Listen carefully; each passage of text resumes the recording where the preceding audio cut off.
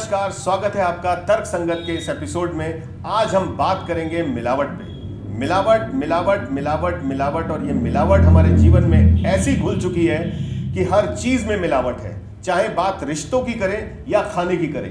आज हम बात करने जा रहे हैं आपसे खाने की, और बहुत सारी चीज़ों में क्वेश्चन मार्क है कि ये खरीदना चाहिए या ये नहीं खरीदना चाहिए। जब भी कभी त्योहार आता है, डिमांड बढ़ जाती है, सप्लाई कम हो जाती है, और ये डिमांड और सप्लाई के इस खेल में बहुत सारी मिलावटी चीज़ें हमारे सामने आती हैं। और उन चीज़ों का उपयोग जब हम करना अपने जीवन में शुरू करते हैं तो हमारे जीवन में बहुत सारी दिक्कतें आती हैं। यदि हम सीमेंट में कोई मिलावट की बात करें तो शायद वो दीवार पे कुछ असर आएगा। यदि खाने की अगर हम बात करते हैं तो हमारे शरीर पे असर आता है। तो इस मिलावट को समझना बहुत जरूरी है। ये मिलावट हमारे जीवन में एक ऐसा जहर खोल रहा है, यदि इस मिलावट को हमने सही कर लिया तो हमारी बहुत सारी समस्याएं खत्म हो सकती हैं। आज हम बात करते हैं इस मिलावट से फूड इंडस्ट्री को जोड़ के, और हिंदुस्तान की ये फूड इंडस्ट्री आज 60 लाख करोड़ की है। 60 लाख करोड़ की इस इंडस्ट्री पे बहुत सारे लोगों की निगाहें हैं, यानी कि बहुत सारी विदेशी कंपनी भी हैं और बहुत सारी हमारी देश की कंपनी भी हैं जो इस पे काम कर रही हैं। यानी इस इंडस्ट्री के अंदर बहुत कुछ हो रहा है। यानी अगर मैं बात करूं तो एक CAGR की रिपोर्ट है जिसमें फूड प्रोसेसिंग की जो अगर हम बात करते हैं तो उसमें लगभग इंडियन गोरमे फूड मार्केट जो है वो $1.3 बिलियन का उसकी वैल्यू है, और वो 20% के रेट से कंपाउंडेड एनुअली बढ़ रहा है। अगर हम ऑनलाइन फूड इंडस्ट्री की बात करते हैं या फूड प्रोसेसिंग की बात करते हैं तो इनमें भी बड़ा एक्सपोनेंशियल ग्रोथ है। और यदि हम बात करते हैं ऑर्गेनिक फूड मार्केट की, तो ऑर्गेनिक फूड मार्केट भी 3 टाइम्स के रेट से आगे बढ़ रहा है। यानी फूड इंडस्ट्री अपने आप में एक बड़ी इंडस्ट्री है, लगभग 13% लोगों को एम्प्लॉयमेंट भी देती है। ये एक बड़ी बात है। बात कहने की ये है कि इतनी बड़ी इंडस्ट्री के अंदर अगर कोई कमी है तो उसकी है मिलावट की। यदि हम मिलावट को सही कर पाएंगे तो इस देश में बहुत कुछ अच्छा हो पाएगा।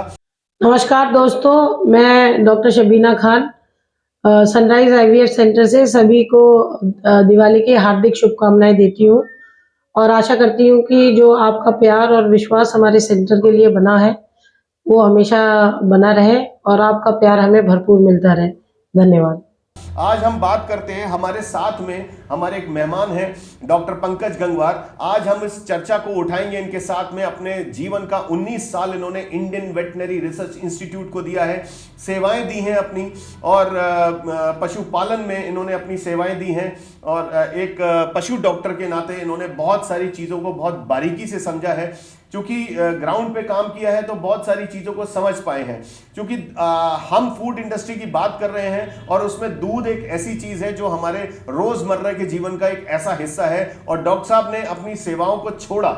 अपनी सेवाओं को सरकारी नौकरी को छोड़ने के बाद मिलावट के खिलाफ एक जंग के लिए उन्होंने अपना एक सिस्टम डेवलप किया, जिसमें गौ माता की सेवा के साथ साथ उन्होंने एक आश्रम डेवलप किया, और वहां से उन्होंने शुद्ध दूध की सप्लाई शुरू करी। आज हम बात करते हैं, डॉक्टर साहब हमारे साथ में हैं। आज हम लोग बहुत महत्वपूर्ण मुद्दे पे आज हम चर्चा करेंगे, इस बात पे डिस्कस करेंगे कि क्या मिलावट के क्या समाधान हो सकता है। क्योंकि अगर हम देखते हैं तो एक सर्वे के अनुसार पीछे ये हमने समझ पाए हैं कि जो फसल होती है उसमें करीब फसल के जो प्रोडक्ट्स होते हैं उसमें करीब 38 से 40% की मिलावट होती है। मेडिसिन में लगभग 38% की मिलावट होती है। कॉस्मेटिक्स में 36% की मिलावट है, और गांव में सामान जो बिकता है उसमें करीब 50% मिलावटी सामान विलेजेस के एरिया में बिकता है। आज हम बात खाने की कर रहे हैं तो हम फसल से रिलेटेड या हमने खाने और पीने के जो पदार्थ हैं, आप चूंकि दूध में कार्य कर रहे हैं और आपने अपनी सेवाओं को भी इसीलिए सरकारी नौकरी को छोड़ा कि आप जनता की सेवा कर पाएं और सही चीज़ जनता को दे पाएं।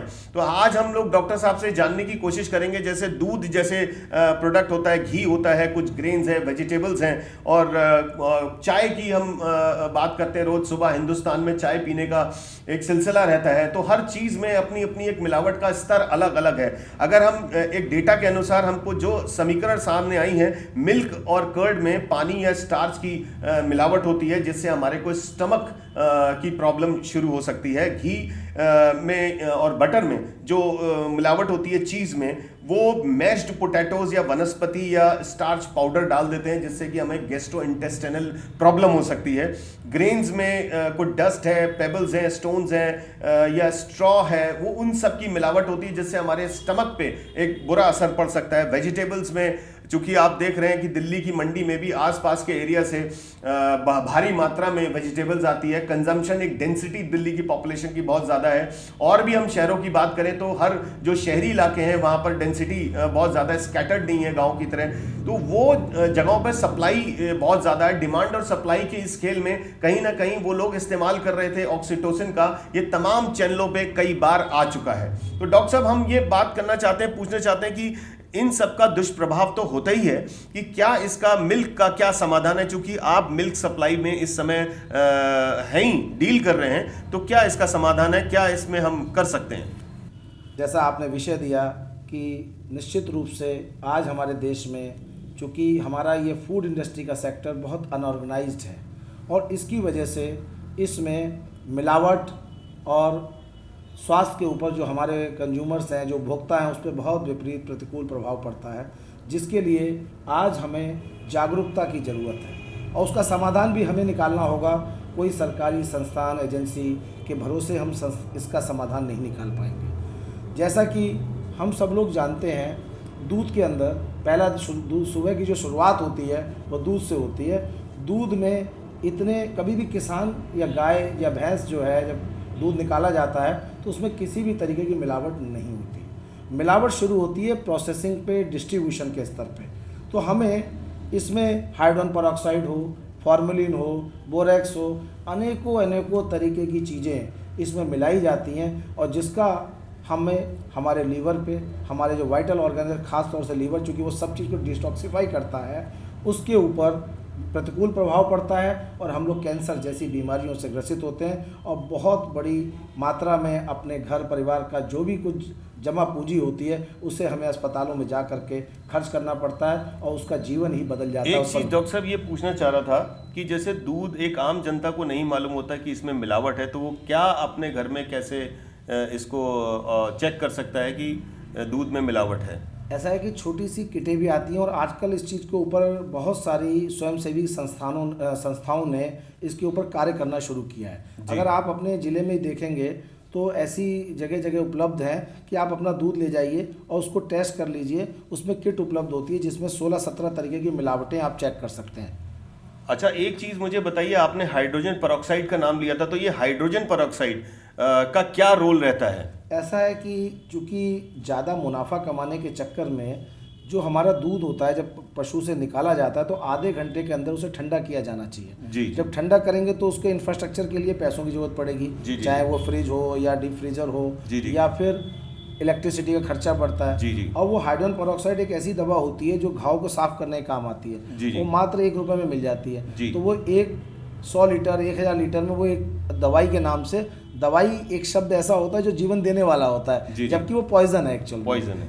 उस पॉइजन को वो लोग मिला देते हैं और मिलाने के बाद चूंकि हमारे उपभोक्ता जागरूक नहीं होते और वो दूध फटता नहीं है। क्योंकि उनका ये मकसद होता है अगर हमारा दूध फट गया तो मेरी तो कीमत मिलेगी नहीं, जो ले जाने वाले लोग होते हैं। मुद्दे की बात यह है, डॉक्टर साहब ने जो बताई है, दूध फटता नहीं है। यदि दूध अगर नहीं फट रहा है, इस बात को समझिएगा बहुत ध्यान से, कि यानी आपके घर में जो सप्लाई देने आ रहा है दूध वाला, यदि बड़ा सा उसके पास कोई टैंकर है जिसमें दूध रख के लेकर आ रहा है और वो दूर गांव से लेके आ रहा है, उसकी निकालने के आधे घंटे के भीतर ही आपको उसको फ्रीजर में लगाना है। अगर हम नहीं लगाएंगे तो बैक्टीरियाज मल्टीप्लाई करने चालू कर देते हैं डॉक्टर साहब, और दूध के फटने के चांसेस ज्यादा हो जाते हैं। तो उसको रोकने के लिए, क्योंकि दूध आधे घंटे में नहीं बेचा जा सकता या सप्लाई किया जा सकता उन 50-100 घरों के अंदर, पहले वो निकाला जाता है, उसमें आधे घंटे की अगर हम सुई देखेंगे तो बीतने लगती है। उसके बाद उसको छोटे छोटे कंटेनरों में भरा जाता है, भरने के बाद वो गांव से निकलता है, उसको आधा 1 घंटा तो लग जाता है सफर में। बहुत सारी ट्रेनों में हमने देखा था,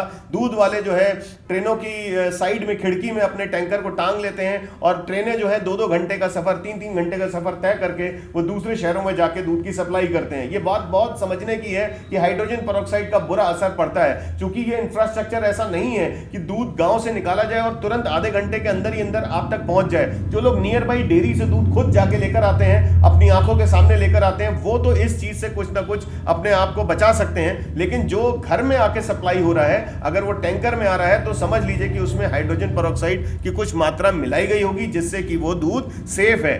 वो आधे घंटे के अंदर नहीं तो उसको फ्रीजर में रखना बहुत जरूरी हो जाता है। डॉक्टर साहब 4 से 8 डिग्री टेम्परेचर पे लाना जरूरी होता है। लाना जरूरी होता है। कई बार वो कपड़ा भी बांध के ऊपर चलते हैं ताकि टेम्परेचर को मेंटेन करके रखें। इंपॉर्टेंट ये है डॉक्टर साहब, जैसे दूध तो ये हो ही गया, इसमें जो घी है और इसके जो बटर और चीज़, इसके बाई प्रोडक्ट्स जो हैं उसमें किस तरीके से मिलावट है? देखिए, जब आपका दूध में ही हाइड्रोजन पेरोक्साइड और फार्मलिन मिल गया जी। तो निश्चित रूप से आप मान के चलिए उससे जो भी प्रोडक्ट बनाएंगे जी जी उसके बाद उसमें तो मिलावट ऑटोमेटिक आ गई, और हम अगर ये खाते हैं जी। तो निश्चित रूप से उसका प्रतिकूल प्रभाव हमारे लीवर पे और हमारी बॉडी पे पड़ना निश्चित है। निश्चित है। जैसे कि डॉक्टर साहब ने बताया, इसमें जो हमारा ऑब्जर्वेशन कहता है कि पोटैटोज को भी मैश्ड करके इसमें घी में और चीज़ में और बटर में मिक्सअप कर देते हैं। वनस्पति है और स्टार्च पाउडर भी डालते हैं, जिससे आपको गैस्ट्रो इंटेस्टाइनल प्रॉब्लम अराइज होनी शुरू हो जाती है। अगर हम पुराने हिंदुस्तान की बात करें और नए हिंदुस्तान की बात करें तो पुराने हिंदुस्तान में ठीक उसी तरीके से पुरानी दिल्ली में जाएंगे तो आपको बहुत नायाब चीज़ें खाने को मिलती हैं और नई दिल्ली में आपको एक नया इंफ्रास्ट्रक्चर मिलता है।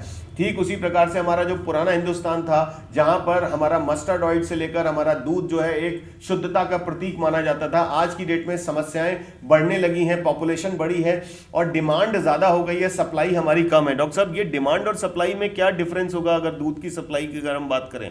आजकल तो सिंथेटिक दूध बहुत बड़ी मात्रा में बनाया जाता है, जी जी। पाउडर इंपोर्ट किया जाता है। जी जी। हमें दूध एक्चुअल में दूध को जो कहा गया है वो पूरा जो है कंप्लीट आहार है। जी। इसे जो है इसका कोई दूसरा रिप्लेसमेंट हो ही नहीं सकता। हो ही नहीं सकता। हमें दूध को लेकर के मैं तो ये कहूँगा कंप्रोमाइज़ नहीं करना चाहिए, क्योंकि हमारे बच्चे भी, हम अपने बच्चों को सबसे बड़ी बात इनजस्टिस करते हैं। जी। हम अपने बच्चों को दूध पिलाते हैं, उसमें सेरेलैक, हॉर्लिक्स, इस तरीके की बहुत सारी चीज़ मिला के, जबकि अगर कहा जाए ईश्वर ने, भगवान ने अगर दूध दिया है तो जब माँ या जो भी स्तनधारी पशु या हम लोग हैं वो सब लोग दूध में भगवान कमी नहीं छोड़ता है। दूध छोटे बच्चे को दूध में सारे चीज़ें उपलब्ध होती हैं। हम इसको फोर्सफुली पिलाने में गलती ना करें, उसकी जगह हम ये करें कि दूध पे विशेष ध्यान दें और दूध के प्रोडक्ट्स पे, जो ये इतने ज़्यादा इम्पोर्टेंट है हमारे लीवर के लिए, कैंसर के कारण के लिए, इसके लिए हमें स्वयं जागरूक होना पड़ेगा। जी देखिए, ऐसे बहुत सारी तमाम कंपनीज थी जिन्होंने आपके बच्चे को रातों रात जवान बनने की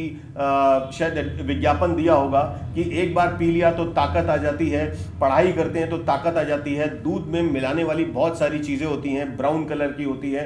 मैं नाम नहीं लूंगा उन कंपनी का, आप लोग खुद समझदार हैं जिसकी मैं बात करना चाहता हूं। डॉक्टर साहब का कहना क्या है, शुद्ध दूध ही अपने आप में एक संपूर्ण आहार है, उसमें किसी चीज की मिलावट की कोई जरूरत नहीं है। एंड ये जो प्रोडक्ट होते हैं जो पैकेजिंग वाले हैं, कहीं ना कहीं उसमें शुगर ऐड होती है, जिससे अब बचपन से ही बच्चों के अंदर ये मॉनिटर किया गया है कि बहुत कम एज में ही डायबिटीज के शिकार हो रहे हैं। ये हमारा सिर्फ खान पान ही है, और अगर खान पान में मिलावट है तो कहीं ना कहीं हमारे सेहत से खिलवाड़ है। हम बात अगर पंजाब की करते हैं तो एक पंजाब से कैंसर की ट्रेन चलाई जाती है। आप लोग सब जानते हैं इसके बारे में, रोजमर्रा के जीवन हम जीते हैं, चूंकि इतना फास्ट हमारी लाइफ हो गई है जिसमें हम लोग बहुत ही ऑर्गेनिक तरीके से जीने की भी कोशिश करें तो नहीं जी पाते हैं। बहुत सारे बच्चे तो मैगी बेबीज के नाम से जाने जाते हैं। बहुत सारे लोग जिनका आहार भी बेचारे बाहर रहते हैं, एनसीआर में रहते हैं, जॉब्स करते हैं, तो मैगी के पैकेट लाके रखते हैं कि शाम को आके बस मैगी का पैकेट खा के ही सो जाएंगे।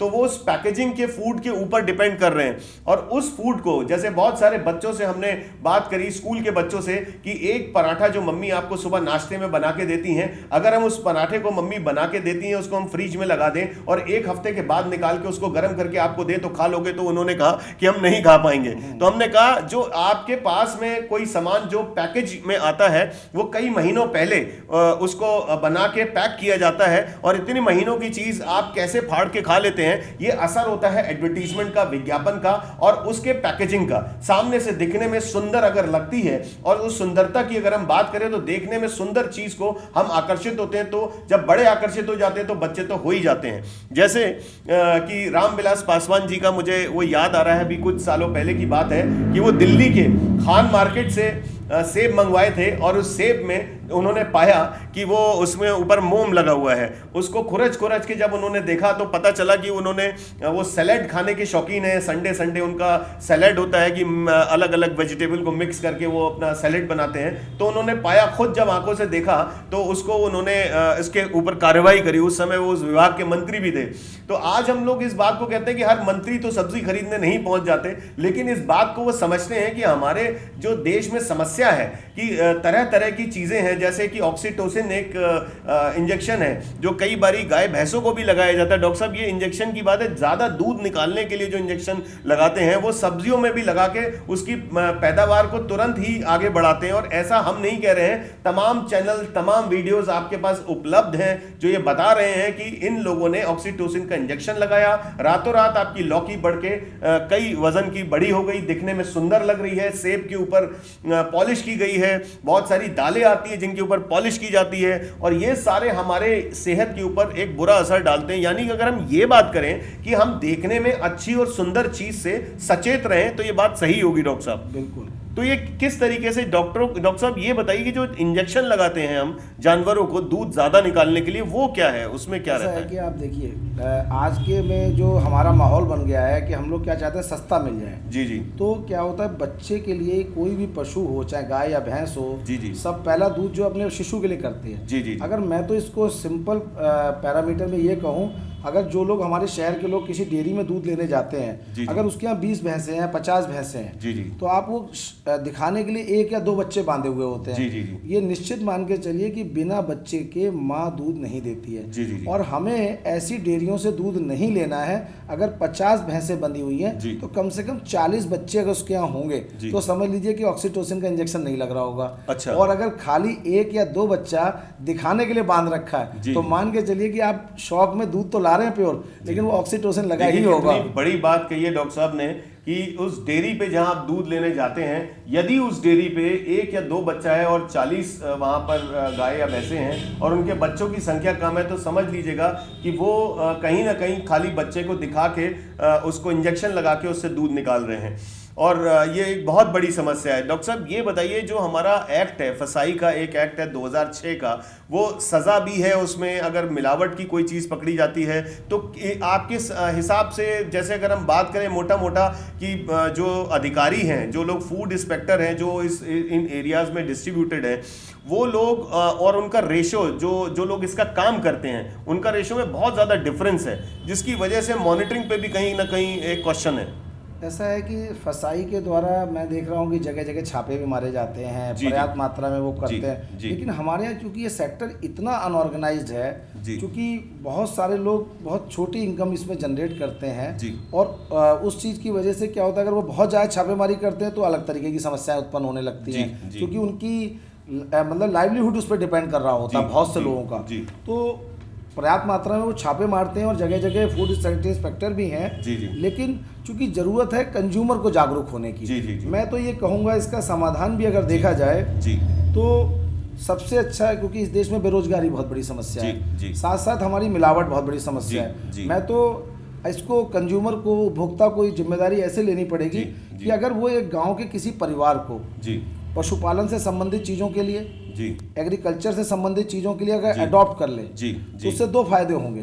एक तो वो व्यक्ति खोया या दूध आपको शुद्ध दे देगा और वो आपको पहुंचा के जाएगा, तो इससे आप तो इस देश के गांव की सेवा भी होगी, उस गरीब परिवार की सेवा भी होगी, और निश्चित रूप से जो पैदा करता है वो मिलावट नहीं करता है। मिलावट प्रोसेसिंग स्तर पे होती है या डिस्ट्रीब्यूशन के स्तर पे आती है, वो ज्यादा मुनाफा कमाने के लिए। बहुत अच्छी बात डॉक्टर साहब ने कही है। इस तर्क संगत के एपिसोड के जरिए एक हम बात अपने व्यूअर्स को बता सकते हैं कि जिस तरीके से हम एक सोसाइटी में रहते हैं, सोसाइटी का मेंटेनेंस देते हैं और वो सोसाइटी मेंटेन्ड रहती है, वहाँ पर लिफ्ट भी ठीक से चलती हैं, वहाँ पर गार्डन भी मेंटेन होते हैं, वो सब कुछ ठीक रहता है, क्लीन रहता है, साफ रहता है, साफ सफाई रहती है। चूंकि एक 100 लोगों का पूल जो होता है वो एक छोटी सी सोसाइटी को मेंटेन कर रहा होता है। ठीक इसी प्रकार से यदि हम किसी किसान को ही अडॉप्ट कर लें, वो 100 लोगों का ग्रुप एक किसान को अडॉप्ट कर ले कि आपसे जो प्रोडक्ट आएगा वो हम लेंगे, आप पेस्टिसाइड्स मत डालना। जो समस्या पंजाब में थी, जो लोगों ने पेस्टिसाइड्स, वहाँ के किसान फार्मर्स ने, वो बहुत सारी दवाओं की कंपनी थी जिन्होंने प्रेशर माउंट किया कि उनकी सेल्स को आगे बढ़ाने के लिए,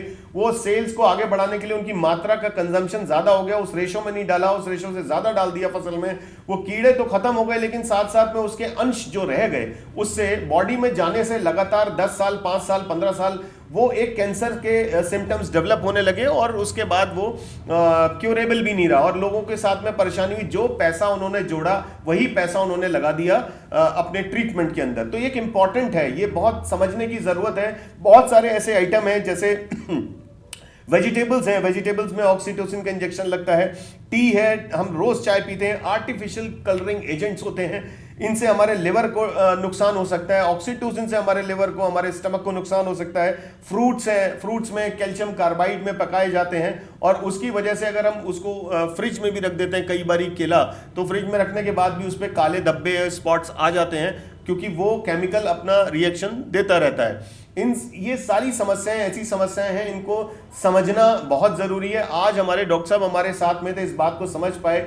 ये बहुत ही ज्यादा अच्छे तरीके से, प्योर तरीके से दूध की सप्लाई की इन्होंने मुहिम छेड़ रखी है। अभी तो ये बरेली के क्षेत्र में है और ये पूरे उत्तर प्रदेश में इसको एक्सपेंड करना चाहते हैं और वो चाहते हैं कि कुछ लोग अपने जानवरों को अडॉप्ट करें ताकि वो सही दूध उन तक पहुंचा पाएं। इसमें एक पूल बना सकते हैं, लोग एक साथ जुड़ सकते हैं और ताकि हम उन फार्मर्स तक पहुंच पाएं, उन फार्मर्स को अपने साथ में उनको अडॉप्ट कर लें ताकि हम लोग सही चीज अपने बच्चों को खिला पाएं, खुद भी सही चीज खा पाएं। अदरवाइज ये एक डिस्कनेक्ट रहेगा, एक ऐसा हमारा आपस में तालमेल बना नहीं रहेगा। कौन सप्लाई कर रहा है, कौन खा रहा है, इसका पता नहीं है। जिन लोगों के अपने गांव हैं, जिनके पास अपने गांव से सब्जियां आती हैं, जिनके पास अपने गांव से फसल का सामान आता है, वो लोग तो खुशहाल है कि उनको मालूम है कि मेरे गांव का चावल है, बहुत अच्छा है। लेकिन हर किसी के गांव से कनेक्शन नहीं होते हैं। हम क्या उन जो शहरी लोग हैं, जो वो लोग हैं जो किसानों के साथ में अपना अटैचमेंट बना सकते हैं, अगर वो बना लेंगे तो आने वाला टाइम उनके लिए अच्छा होगा। और उन मिलावटखोरों से मैं विनती करना चाहता हूं कि अपने इस देश को बचा लीजिए, मिलावट करना कम कर दीजिए, क्योंकि ये मिलावट आपके मन से खत्म हो सकती है। पिछले एपिसोड में भी हमने ये कहा था कि करप्शन सिर्फ 5 सेंटीमीटर से होता है। आपने जिस दिन सोच लिया कि मुझे मिलावटी सामान नहीं खिलाना है अपने देश की जनता को, उस दिन हमारे देश की जनता मिलावटी सामान नहीं खाएगी। आप लोगों का बहुत बहुत शुक्रिया, बहुत बहुत धन्यवाद। नमस्कार।